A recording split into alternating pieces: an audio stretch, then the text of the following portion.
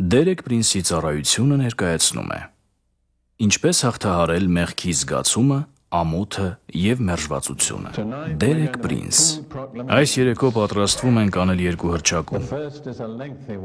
Առաջինը երկար է, դա աղոթք է Եփեսացիներին առաջին գլխից, այն աղոթքը, որ Պողոսն արեց եկեղեցու համար։ Եվ մենք այն պարբերաբար աղոթում ենք մեր անձերի համար։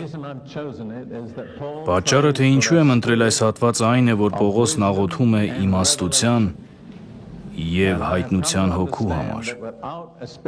Ես եկել եմ այն ըմբռնման, որ առանց իմաստության և հայտնության հոգու Աստվածաշնչի բազմաթիվ բաներ երբեք ճիշտ կերպով չենք հասկանա։ Մենք կախված ենք Սուրբ Հոգուց։ Մենք պատրաստվում ենք կատարել այս հռչակումը, որովհետև այս գիշեր Տիրոջ առաջ խոստովանում ենք, որ մեզ այստեղ պետք է իմաստության և հայտնության հոգի, որ նա ցույց տա բաներ, որոնք երբեք չէինք կարող ըմբռնել մեր բնական հասկացողությամբ։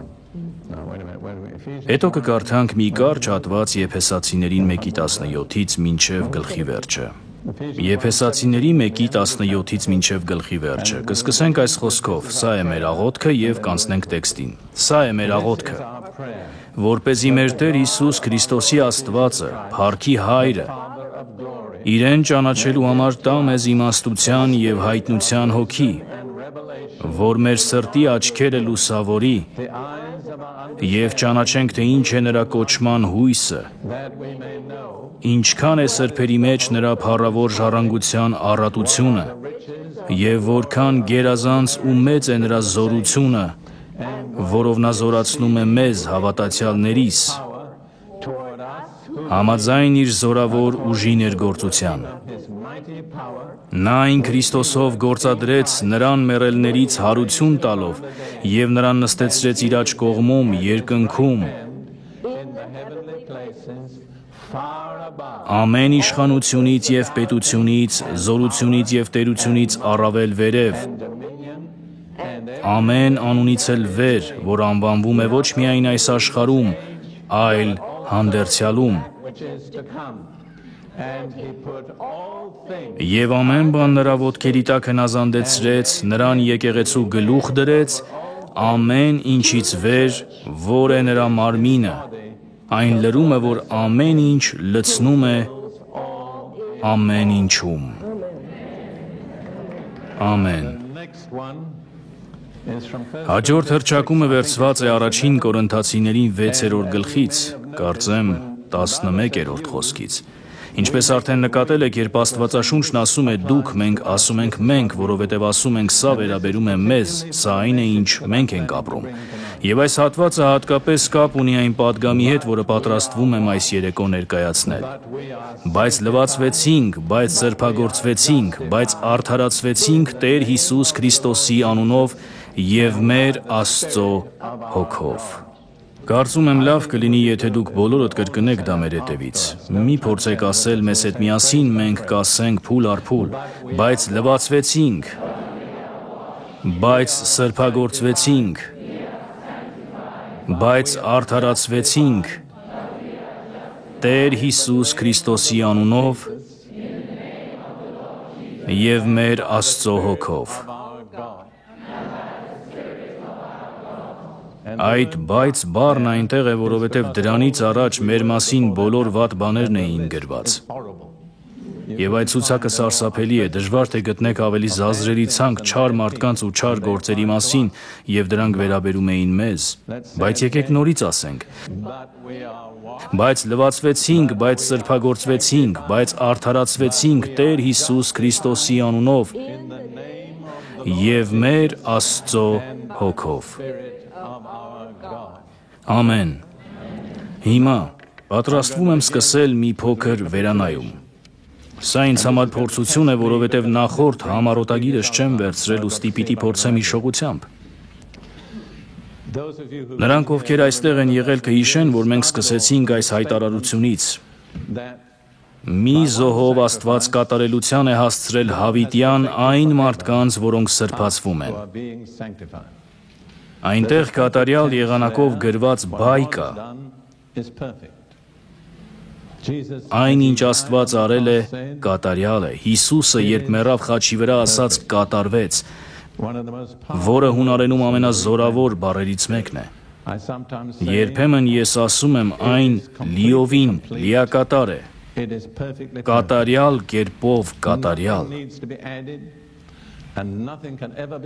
Ոչինչ պետք չէ ավելացնել և ոչինչ երբեք հնարավոր չէ պակասեցնել այն բանից, ինչ Հիսուսն արեց խաչի վրա։ Բայց երկրորդ բայն անգլերենում ներկա շարունակական ժամանակով է։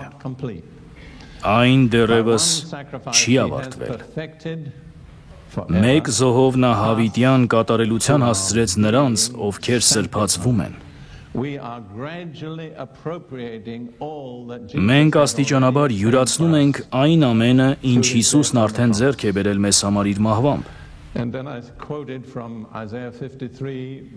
Հետո ես մեջ բերեցի Եսայա 53:6-ը.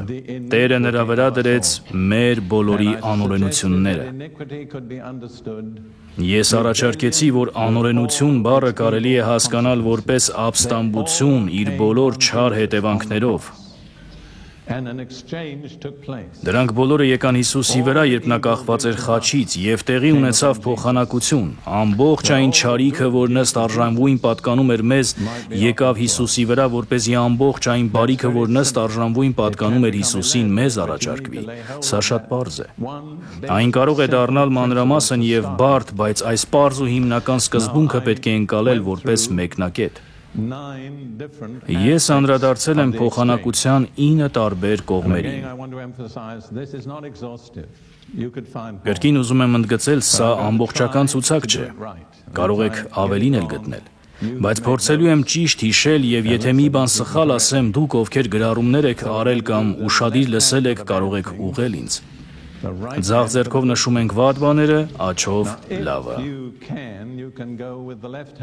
Եթե կարող եք միացեք, բայց պարզապես մի շփոթեցրեք ինձ։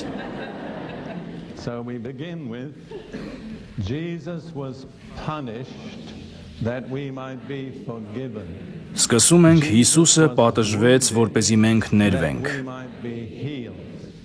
Հիսուսը վիրավորվեց, որպեսզի մենք բժշկվենք։ Հիսուսը դարձավ մեղք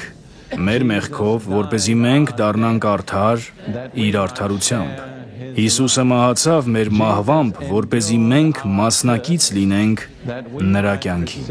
Հիսուսը կրեց մեր անեծքը, որպեսզի մենք ստանանք նրա օրհնությունը։ Հիսուսը կրեց մեր աղքատությունը, որպեսզի մենք բաժնեկից լինենք նրա առատությանը։ Հիսուսը կրեց մեր ամոթը, որպեսզի մենք բաժնեկից լինենք նրա փառքին։ Հիսուսը կրեց մեր մերժվածությունը, որպեսզի մենք ունենանք նրա ընդունելությունը։ Մեր հին մարդը խաչվեց նրա մեջ, որպեսզի նոր մարդը կենդանանա մեր մեջ։ Այս գիշեր առաջարկում եմ անդրադառնալ խաչի միջոցով մեզ տրված որոշ հուզական բժշկություններին։ Խոսելու եմ 3 ծանր վերքերի մասին, որ մարդկությունը կրել է։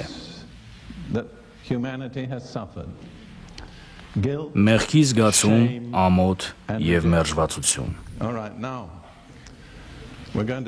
Սա այն է, ինչ ես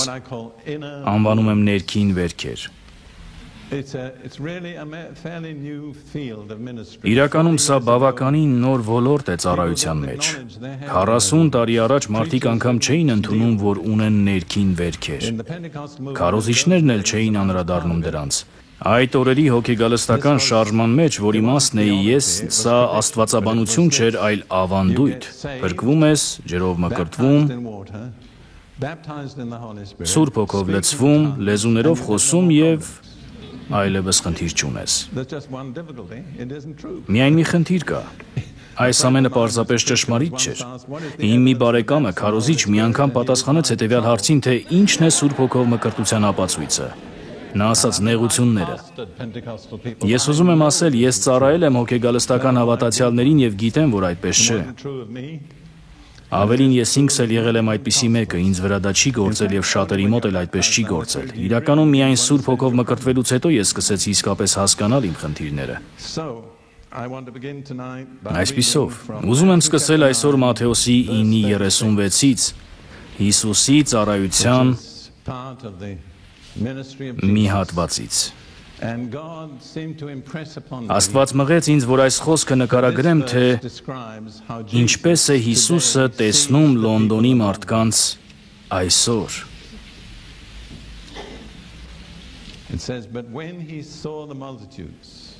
Գրված է, նա ժողովրդի բազմությունը տեսնելով գթաց նրանց, որ հոգնել և ցիրուցան էին եղել ինչպես հովիվ չունեցող ոչխարները։ Հունարեն այն բառը, որը թարգմանվել է գթաց, ուժգին բառ է։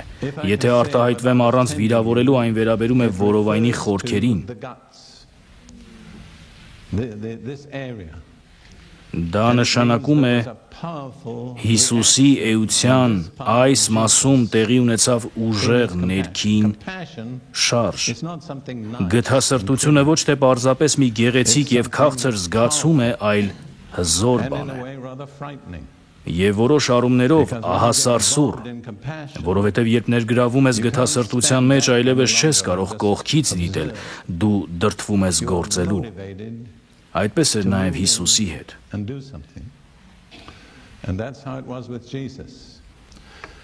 Նա գթաց, որովհետև ժողովուրդը հոգնած էր, կամ այլ թարգմանությամբ ճնշված և ցրված, որպես հոտ, որ հովիվ չունի։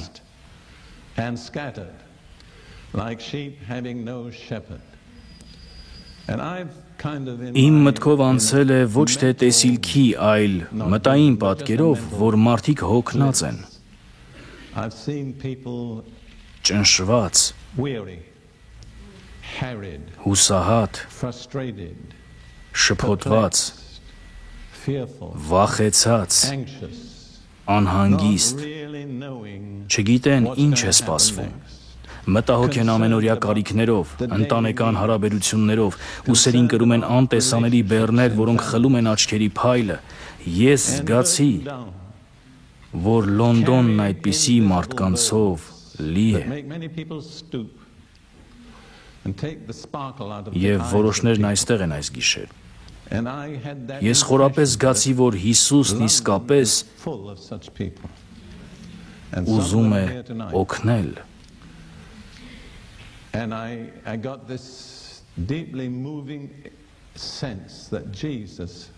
Նա պարզապես դիտորդ չէ։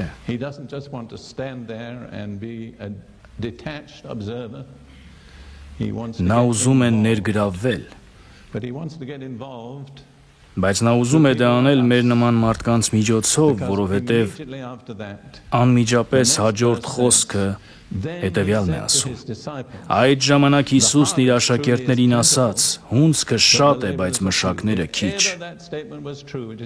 Եթե երբևէ այս խոսքը ճշմարիտ է եղել, հենց այսօր է։ Ամբողջ աշխարհում հունձքը զարմանալիորեն առատ է։ Միայն Արևելյան Եվրոպան և նախկին Խորհրդային Միությունը դիտարկելով այնքան մեծ է հունձքը, որ աննկարագրելի է։ Բայց մշակները սակավ են, շատ սակավ, և դա ամոթ է մեզ Աստծո ժողովրդին։ Եվ ապա նա ասում է. արդ աղաչեք հունձքի տիրոջը, որ իր հունձքի համար մշակներ ուղարկի։ Եվ ինչ է անում դրանից հետո հաջորդ գլխում։ Չմոռանանք, գլուխների բաժանումն ավելացվել է դարեր անց, նա ուղարկում է իր 12 առաքյալներին,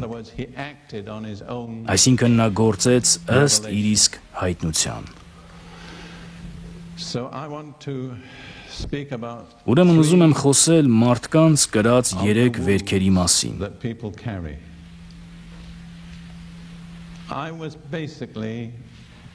Ես փաստացիորեն բավականին արտոնյալ կյանք եմ ունեցել։ Թե ծննդով, թե դաստիարակությամբ։ Ծնվել եմ զինվորական ընտանիքում, հայրս գնդապետ էր, հորեղբայրս բրիգադի գեներալ, պապս գեներալ։ Սովորել եմ Բրիտանիայի լավագույն կրթական հաստատություններից 2-ում, Իթոն քոլեջում և Քեմբրիջի համալսարանում։ Ակադեմիական առումով միշտ հաջողակ եմ եղել։ Աստված ինձ տվել է այդպիսի միտք, բայց երբ խոսքը վերաբերում է մեքենաներ նորոգելուն կամ էլեկտրականության հետ աշխատելուն ամենավերջինն եմ։ Իմ լուծումը պարզ է՝ գտնել մարդկանց, ովքեր գլուխ են հանում գործից և թողնել, որ իրենք անեն։ Իմ կինը շատ խելացի է այդ հարցերում։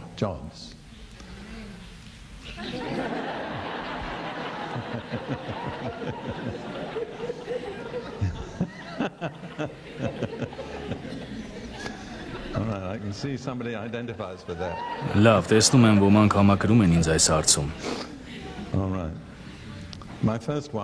Շատ լավ։ Իմ առաջին կինը նույնպես այդպիսին էր։ Ես միշտ ունեցել եմ գործնական կին։ Երբ խոսքը մեղ խփելուն, պտուտակելուն կամ լարերը միացնելուն է վերաբերում, իրենք գիտեն ինչ անել։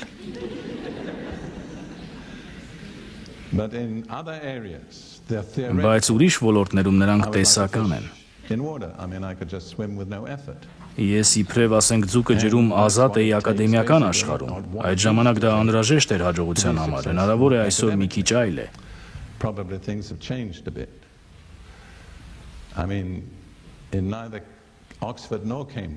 Օքսֆորդում կամ Քեմբրիջում մինչև երկրորդ համաշխարհային պատերազմը դիպլոմ չէիր ստանա, եթե լատիներեն չգիտեիր։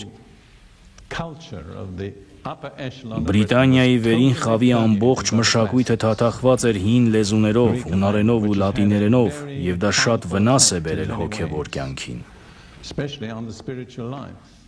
Օրինակ, Իթոնում պետք է լինեիր քրիստոնյա, բայց շատ ավելի կարևոր էր, որ լինեիր ջենտլմեն։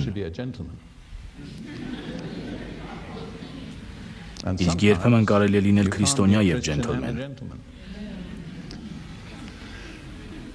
Այժմ անդրադառնանք առաջին վերքին՝ մեղքի զգացմանը։ Թույլ տվեք տալ մի քանի պատկերացում, թե ինչ է դա։ Վերջերս փորձով և դիտարկումով սովորել եմ, կա տարբերություն մեղքի և մեղքի զգացման միջև։ Նախկինում չէի հասկանում, բայց եթե նայեք Եսայա 53:10-ին, այնտեղ գրված է.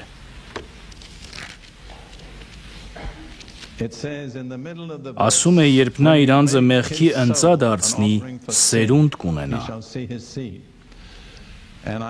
Ես այս մասին խոսել եմ, որ Հիսուսը եղավ մեղքի զոհ։ Ճիշտ է, բայց դա հենց այդպես չէ բառացիորեն։ Եթե նայեք ժամանակակից մյուս թարգմանություններում, այնտեղ մեղք բառի փոխարեն գրված է մեղավորություն կամ մեղքի զգացում։ Ճիշտ է։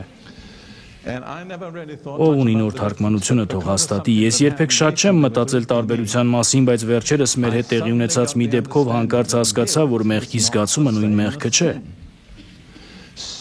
Մեղքը որոշակի առումով օբյեկտիվ է, մեղքի զգացումը սուբյեկտիվ։ Դա այն է, ինչ ներսումդ է տեղի ունենում քո մեղքի հետևանքով։ Դու երբեք չունես իրական խաղաղություն կամ էլ այն ունես, բայց միայն կարճ ժամանակով։ Հանկարծ մեղավորություն ես զգում։ Շատ դեպքերում անցյալի զոհն ես։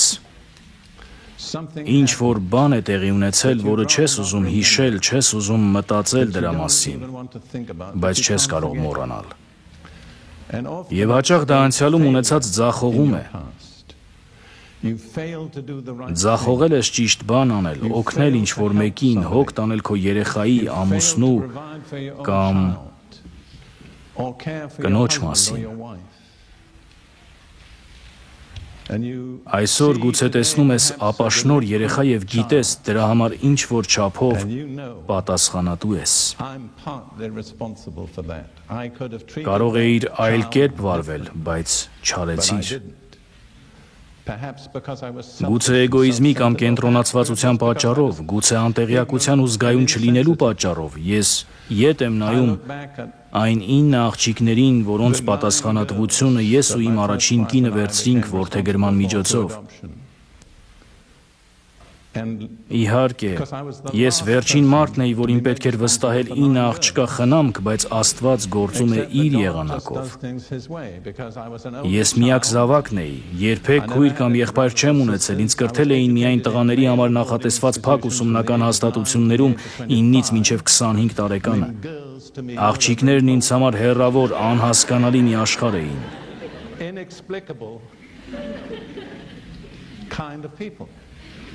Ունեցել եմ ընկերուհիներ, բայց դա այլ է։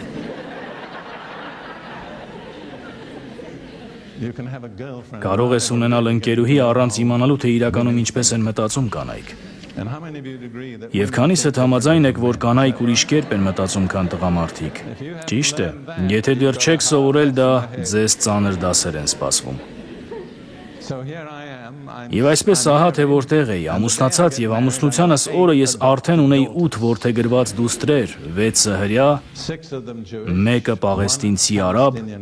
եւ 1-ը անգլուհի։ Եվ ես անկեղծ ասած չգիտեի, թե ինչպես պիտի հայր լինեի այդ աղջիկների համար։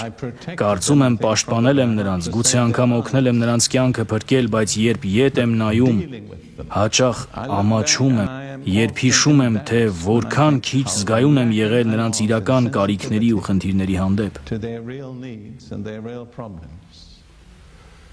Բայց ես այլևս մեղավորություն չեմ զգում, որովհետև Աստված ցույց է տվել, որ գոյություն ունի մեղքի զգացման բուժում։ Բայց շատերը դեռ չեն գտել այդ բժշկությունը։ Բացի այդ, հաճախ մենք գալիս ենք կրոնական անցյալից, որն ամեն ինչ անում է, որ մեղավոր զգանք։ Ես մեծացել եմ անգլիկան եկեղեցում, շնորհակալ եմ Աստծուն այն բոլոր բաների համար, որոնք այդ եկեղեցում ես ստացել եմ, բայց ամեն կիրակի առավոտ ժամը 11-ին մենք անխուսափելիորեն ասում էինք «Ներիր մեզ թշվառ մեղավորներիս»։ Իմ պատանեկան եզրակացությունն այն էր, որ եթե կրոնն ընդամենը ինձ մեղավոր է դարձնում, ուրեմն ես առանց կրոնի էլ կարող եմ մեղավոր լինել, ավելի քիչ տառապանքով։ Այժմ ես փոխվել եմ։ Այսօր կարող եմ այդ աղոթքն ասել բոլորովին այլ վերաբերմունքով։ Բայց շատերի պես գուցե քո միջավայրը կաթոլիկ է, լյութերական, անգլիկան կամ մեթոդիստ։ Եկեղեցում ուսուցման ու շեշտադրման մեծ մասը կապված էր հենց այս գաղափարի հետ։ Մենք մեղավոր ենք։ Իմ պատանեկան օրերում կրոնի իմ պատկերացումը հենց այդպիսին էր, այն նախատեսված է քեզ մեղավոր դարձնելու համար, եւ այդ պատճառով ես դուրս էի գալիս եկեղեցուց կիրակի առավոտյան մի տեսակ մեղավոր զգացողությամբ եւ մտածում էի, որ դա է կրոնի նպատակն ու էությունը։ Բայց այդ զգացումը չէր տևում ավելի քան 1-2 ժամ, հետո թոթվում էի այն։ Սակայն միևնույն է, այդ նախապատմությունը կարող է խոր ազդեցություն ունենալ այն բանի վրա, թե ինչպես ես մտածում քո մասին։ Գուցե դու սովորել ես մեղավոր զգալ եւ քո մեջ արմատացած է այն ընդունելու հակումը, իսկ դրանից ազատագրվելու համար խորքային փոփոխություն է պետք։ Մեղքի զգացումը նաեւ շատ հաճախ ազդում է մեզ վրա ծնողների միջոցով։ Հաճախ մայրերն օգտագործում են մեղավորության զգացումը երեխային ինչ-որ բան անել տալու համար։ Եթե ուզում ես լավ աղջիկ լինել, պիտի սա անես, կամ եթե չանես, ապա վատ աղջիկ ես։ 60-ականներին գրվել է մի գիրք, որը եթե հրյաներին չես ճանաչում, հնարավոր է չհասկանաս։ Այն կոչվում է «Ինչպես լինել հրյա մայրիկ»։ Գրքի մի գլուխն այսպես էր կոչվում. «Ինչպես ստիպել տղայի հանրության առաջ ջութակ նվագել, օգտագործելով միայն մեղքի զգացումը»։ Սա շատ տարածված դասյարակչական մոտեցում է, բայց մենք չենք գիտակցում, որ այդ կերպ ինչ վնաս ենք հասցնում մեր երեխաներին։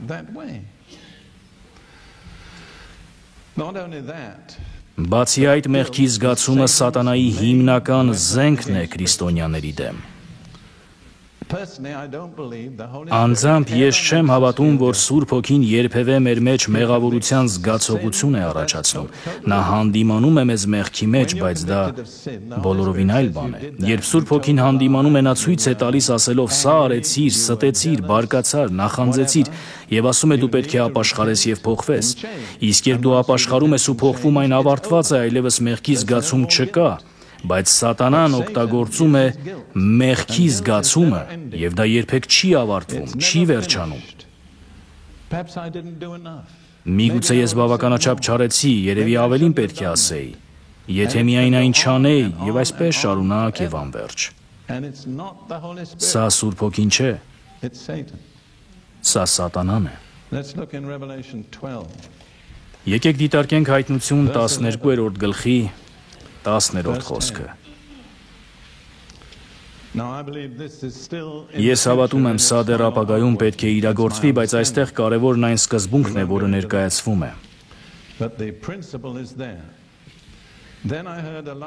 Եվ երկնքից ուժեղ ձայն լսեցի, որ ասում էր. այժմ եղավ մեր Աստծո փրկությունը, զորությունն ու թագավորությունը, իշխանությունը նրա օծյալի,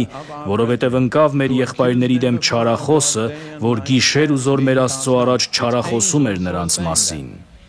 Սա հրեշտակներն են ասում, բայց երբ ասում են մեր եղբայրներ, նկատի ունեն հավատացյալների երկրի վրա։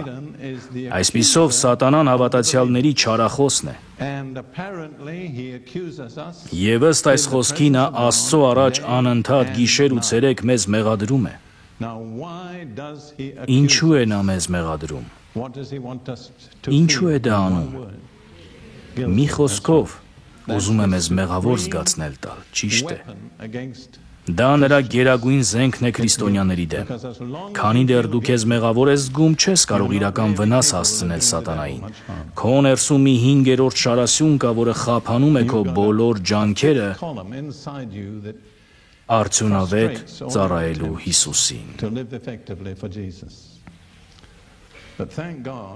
Եթե դեմ չեք, կարծում եմ կարիք ունեմ կոստյումս հանել։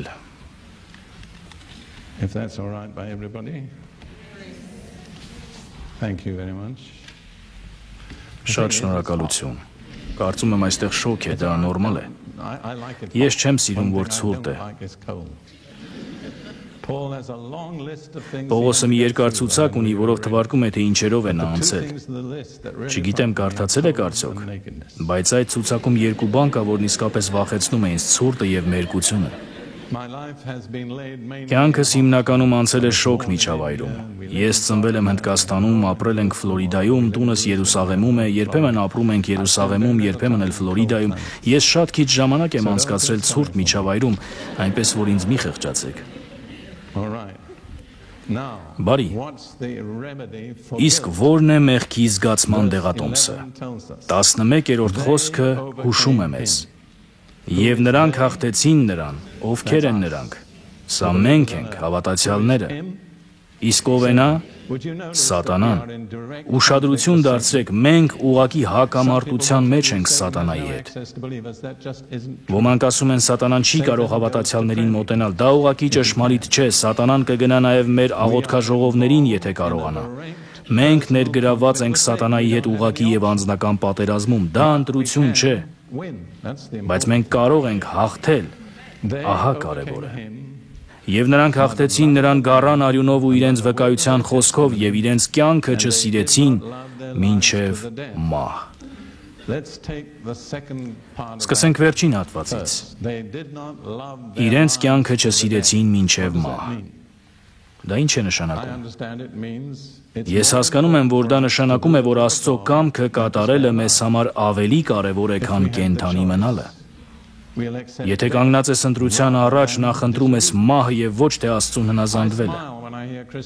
Ես ժպտում եմ, երբ լսում եմ հավատացյալներին երգելիս Քրիստոսի զինվորներ երգը, որովհետեւ ես 1940-ին զորակոչվեցի բրիտանական բանակ։ Երբ միանում էիր, քեզ հավաստագիր չէին տալիս, որ չես սպանվելու։ Ամեն զինվոր ընդունում էր, որ հեշտությամբ կարող է սպանվել։ Դա վերաբերում է նաև քրիստոնյա զինվորներին։ Ոչ մի երաշխիք չկա, որ չես սպանվի։ Իրականում որոշ տեղերում դա շատ հավանական է։ Եթե դու ծնվել ես որպես մահմեդական եւ դառնում ես քրիստոնյա, քո ընտանիքի առաջին պարտականությունը կլինի քեզ սպանելը։ Եվ դա շատ հաճախ տեղի է ունենում։ Ինչը կընտրես։ Դու դեռահաս աղջիկ ես, հավատում ես Հիսուսին, հայրդ դանակը քո կոկորդին է պահել եւ ասում է՝ «Ուրացիր Հիսուսին» կամ «Մահացիր»։ Ինչ կանես։ Շատերն ընտրել են մահը։ Դա տեղի է ունենում նաև Բրիտանիայում։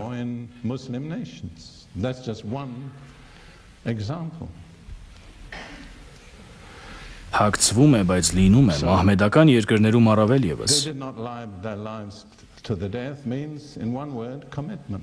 Այնպես որ չսիրեցին իրենց կյանքը մինչև մահ նշանակում են նվիրվածություն։ Կենդանի մնալը կամ մեռնելը կարևոր չէ։ Կարևորն այն է, որ Աստծո կամքը կատարվի։ Սատանան վախենում է միայն նվիրված հավատացյալներից։ Նա չի վախենում այն քրիստոնյաներից, ովքեր պարզապես կրոնական լեզու են օգտագործում, բայց իրական կյանքով չեն ապրում այն։ Նրանք սատանայի համար խնդիր չեն։ Իրական սպառնալիք են միայն նրանք, ովքեր նվիրված են, իրենց կյանքը չեն սիրում մինչև մահ։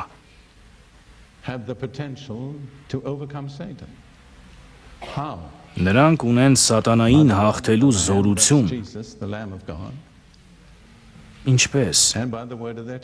Գառան Հիսուսի արյամբ և իրենց վկայության խոսքով։ Թույլ տվեք փակագծերում մի բան նշել։ Հայտնություն գրքի երկու հիմնական թեմաներն են գազանը և գառը։ Հունարենում այս բառերը շատ նման են հնչողությամբ, այնպես որ դրանք ուժեղ հակադրություն են ստեղծում։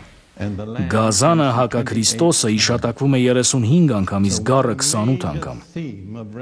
Այսպիսով հայտնություն գրքի հիմնական թեմաներից մեկը հետևյալն է. գազանը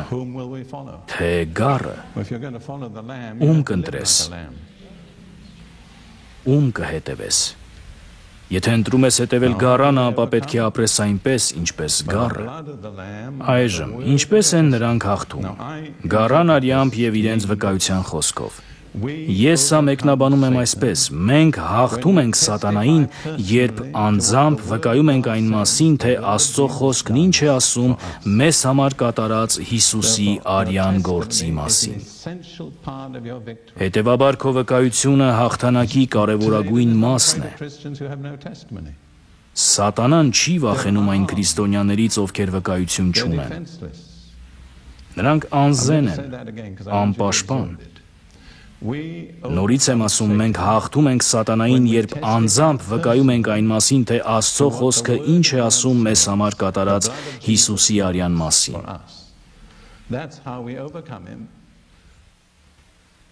Ահա թե ինչպես ենք մենք հաղթում նրան գառան արյամբ և մեր վկայության խոսքով։ Իսկ որպեսզի կարողանաս վկայել, պետք է իմանաս, թե խոսքն ինչ է ասում արյան մասին։ Առանց այդ գիտելիքի չես կարող վկայել։ Հիմա ես ուզում եմ թվարկել այն 6 բաները, որ Աստվածաշունչն ասում է Հիսուսի արյան մասին։ Անդրադառնամ դրանցից յուրաքանչյուրին։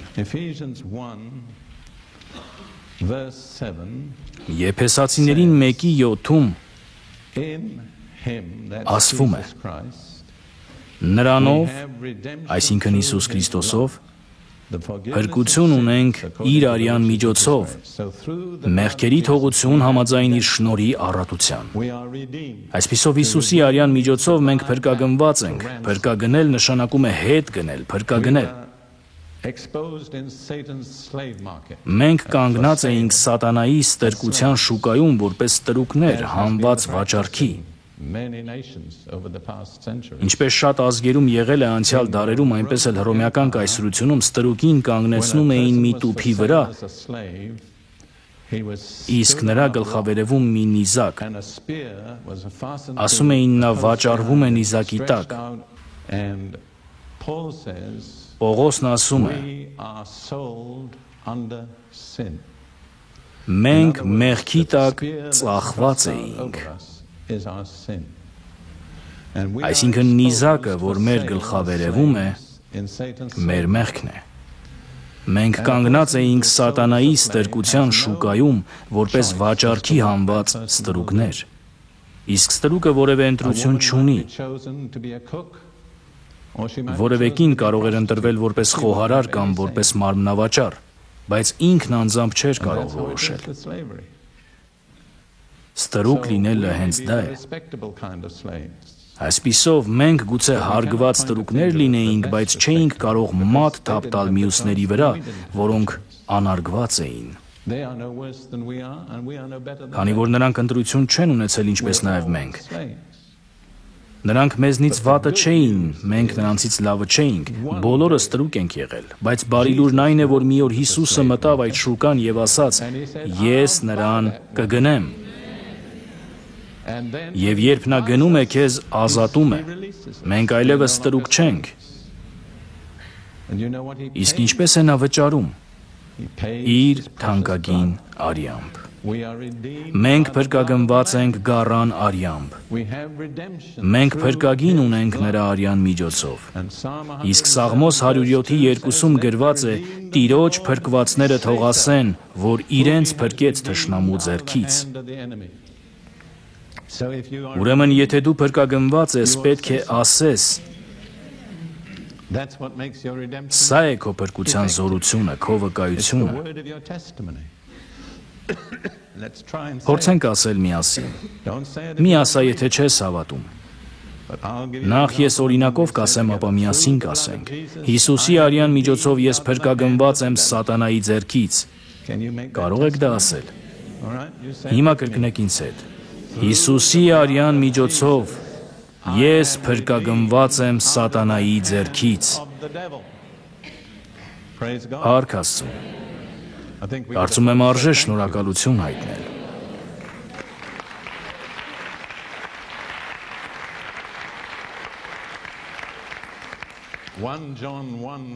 Առաջին Հովհաննեսի 1:7-ում գրված է.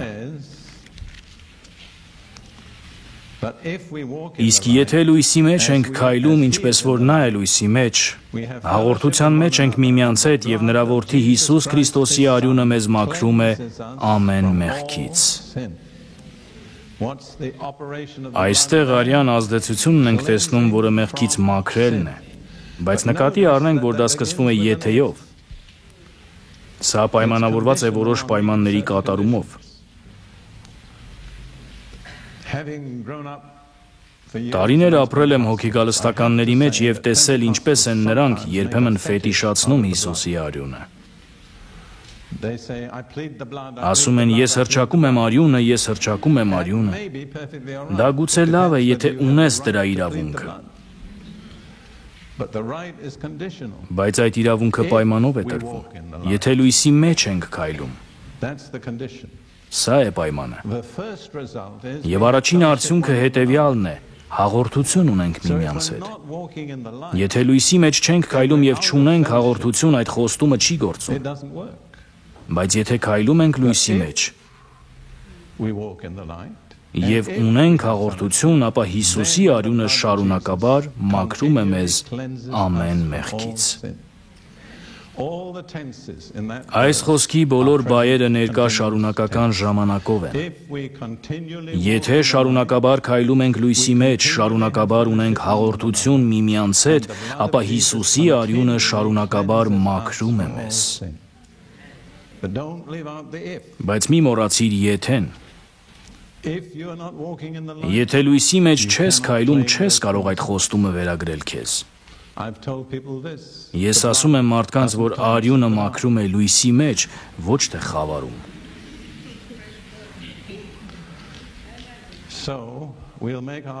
Հիմա միասին հռչակենք սա։ Նախ ես կասեմ, որպեսզի հասկանաք, թե ինչ եք ասելու։ Քանի որ ես լույսի մեջ եմ քայլում, հաղորդության մեջ եմ, և Հիսուս Քրիստոսի Աստծո որդու արյունը հիմա և շարունակաբար մաքրում է ինձ ամեն մեղքից։ Պատրաստ եք կրկնել։ Շատ լավ։ Դու կարող եք ասել ինձանից հետո, քանի որ ես լույսի մեջ եմ քայլում, հաղորդության մեջ եմ, և Հիսուս Քրիստոսի Աստծո որդու արյունը հիմա և շարունակաբար մաքրում է ինձ ամեն մեղքից։ Եթե որևէ մեկը տիրապետում է սվահիլի լեզվին, այս նախադասությունն այսպես է հնչում. Սվահիլի լեզվում մի հատուկ ժամանակաձև կա, որը մենք չունենք, բայց այն ցույց է տալիս շարունակական գործողություն։ Հիսուս Քրիստոսի արյունը հիմա եւ շարունակաբար մաքրում է ինձ ամեն մեղքից։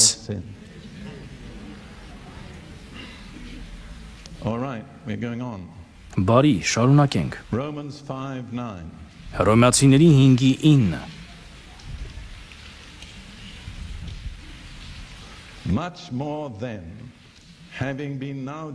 Ապա որքան առավել հիմա, երբ նրա արյունով արդարացած ենք, նրա բարկությունից փրկված կլինենք։ Այսինքն արյունը մեզ արդարացնում է։ Արդարացնել բառը շատ հզոր բառ է։ Թույլ տվեք փոխանցել դրա մոտ 5 բացատրություն։ Դա նշանակում է, որ քեզ մեղադրել են, բայց դու արդարացվել ես, անմեղ ճանաչվել, արդար համարվել և վերջապես դարձել արդար։ Եվ դա նշանակում է, որ դու այնպես ես արդարացել, կարծես երբեք մեղք չես գործել։ Ինչու, որովհետև դու դարձել ես արդար Հիսուս Քրիստոսի արդարությամբ։ Նա երբեք չի մեղանչել, նա մեղավորության զգացում չունի։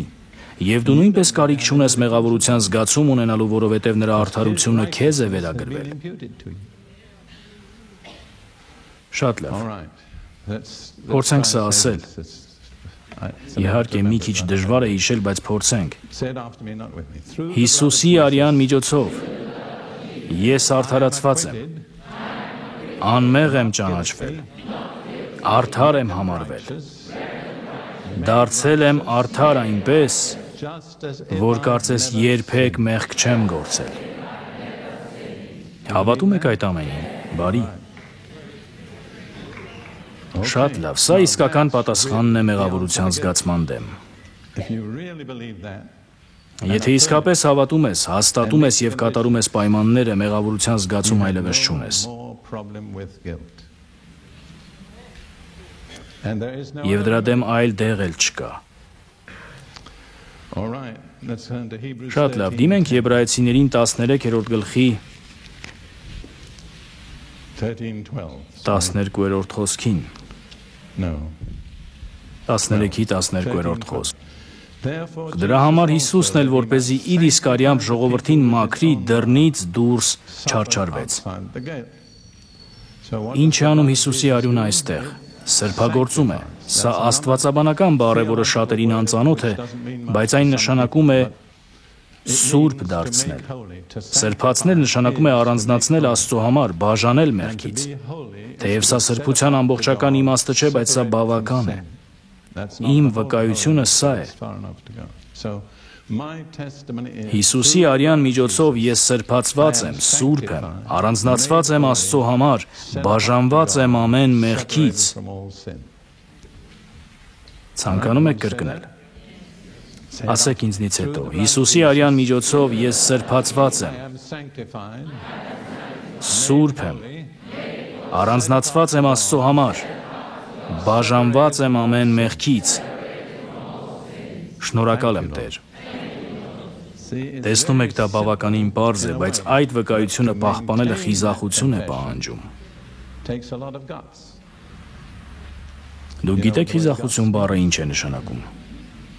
Ամերիկացիները ասում են ստամոքսի կամ ներքին ուժ։ Ես հավատում եմ, առանց աստվածաբանության կարելի է գնալ երկինք, բայց առանց խիզախության դժվար թե։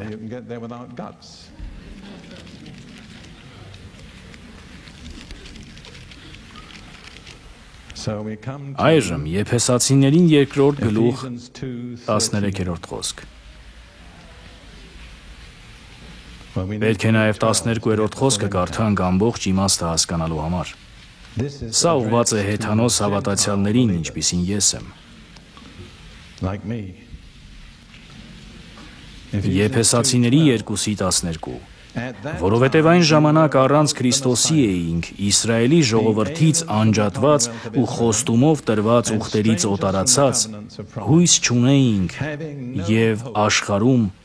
անաստված էինք։ Որքան սարսափելի վիճակ առանց հույսի, առանց Աստծո, մենք բոլորս ենք եղել այդտեղ։ Բայց, գիտեք Աստվածաշնչում հրաշալի բայցեր կան, փորձեք գտնել դրանք։ Մեղքի վարձքը մահն է, բայց Աստծո շնորհը, եւ այստեղ եւս մի բայց կա։ Բայց հիմա Հիսուս Քրիստոսի միջոցով դուք, որ մի ժամանակ հեռու էիք, Քրիստոսի արյամբ մերձավոր դարձաք։ Ինչ է անում Քրիստոսի արյունը։ Մեզ մոտեցնում է Աստծուն։ Մենք կորած եւ մեղավոր վիճակում էինք, բաժանված էինք Աստծուց մի հսկայական անդունդով, որը չէինք կարող անցնել։ Բայց Հիսուսի արյունը ճանապարհ բացեց այդ անդունդի միջով դեպի Աստծո ներկայություն։ Ինչպես հռչակենք։ Հիսուսի արյան միջոցով ես մոտեցել եմ Աստծուն։ Պարզ է, բայց շատ խորը։ Ուզում եք ասել դա։ Հիսուսի արյան միջոցով ես մոտեցել եմ Աստծուն։ Եվս մեկը կապված նախորդի հետ։ Եբրայեցիների 10-րդ գլուխ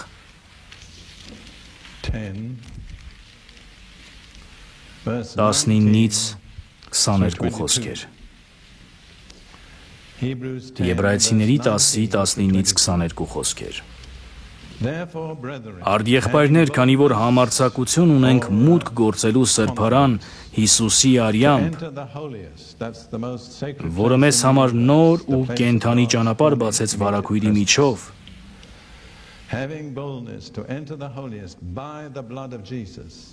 որ իր մարմինն է, և մի մեծ քահանա ունենք Աստծո տան վրա, նրան մոտենանք ճշմարիտ սրտով, լիակատար հավատով, մեր սրտերը չար խեղճ մտանքից մաքրված ու մեր մարմինը մաքուր ջրով լվացված։ Ինչ ունենք այստեղ Հիսուսի արյան միջոցով։ Համարձակություն մտնելու ամենասուրբ վայրը, Աստծո անմիջական սուրբ ներկայությունը, հռչակենք սա։ Հիսուսի արյան միջոցով ես համարձակություն ունեմ մտնելու ամենասուրբ վայրը, Աստծո անմիջական ներկայությունը։ Բարի, ահա թե ինչպես ենք հաղթում սատանային։ Ահա թե ինչպես ենք հաղթահարում մեղավորության զգացումը։ Գառան արյան միջոցով և մեր վկայության խոսքով։ Եվ սա ձեզ հետ անցկացրեցի այստեղ, բայց դա չի օգնի ձեզ երկարաժամկետ, եթե այդ բոլոր սուրբ գրային հատվածները չմտնեն ձեր սիրտն ու միտքը։ Հիշեք, դրանց կարիքը ամենաշատն ունենում եք մթին ժամերին, երբ ոչ ոք չկա ձեր կողքին։ Թույլ տվեք ամփոփել և անցնել առաջ։ Հիսուսի արյան միջոցով մենք փրկագնված ենք սատանայի ձեռքից։ Հիսուսի արյունը շարունակաբար մաքրում է մեզ այժմ և հավիտյան բոլոր մեղքերից։ Հիսուսի արյան միջոցով մենք արդարացված ենք, անմեղ, արդար համարված, արդար դարձած, այնպես կարծես երբեք մեղք չենք գործել։ Սա ինձ համար այնքան պատկերավոր է, որ երբեք չեմ կարող անտեսել։ Ես միշտ մտովի պատկերացնում եմ դատարանի մի տեսարան։ Ահա մի մարդ, որ կարող ես ասել դա ես եմ կամ դու, դատի է տարվում այնպիսի հանցանքի համար, որի պատիժը պարտադիր մահապատիժն է։ Մենք սպասում ենք դատավճռին, իսկ սրտի խորքում գիտենք, մեղավոր ենք։ Եվ երբ դատարանը վերադառնում է, ասում է անմեղ։ Ամեն։ Եթե իսկապես հավատում ես դրան, չես կարող չուրախանալ և չոգևորվել, դու իրավունք ունես ուրախանալու։ Եկեք մի պահ ոտքի կանգնենք և փառք տանք Տիրոջը։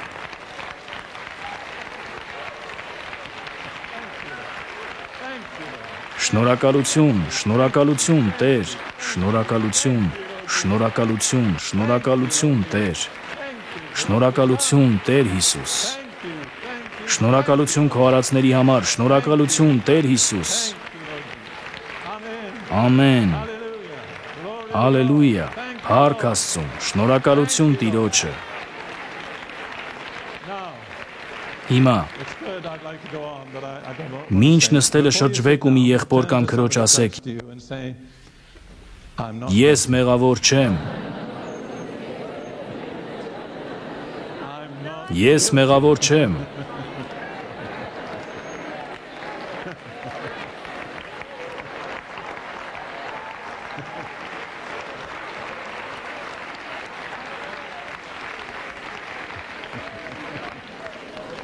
բարի, կարող եք կրկին նստել։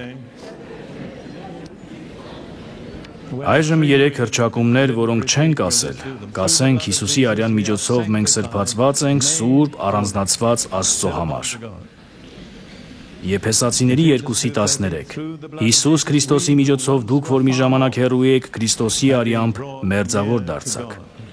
Եվ Եբրայեցիների 10:19 եւ շարունակությունը Հիսուսի արյան միջոցով մենք վստահությամբ մոտենում ենք սրբարան։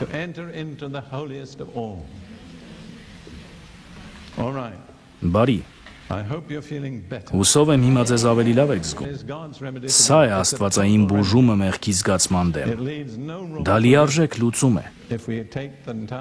Այն բացառում է մեղավորության զգացումը, եթե ընդունես ամբողջական դեղատոմսը եւ կատարես պայմանները։ Բայց ինչպես ասացի, միայն մեկ անգամ ինձ լսելը չի լուծի խնդիրը։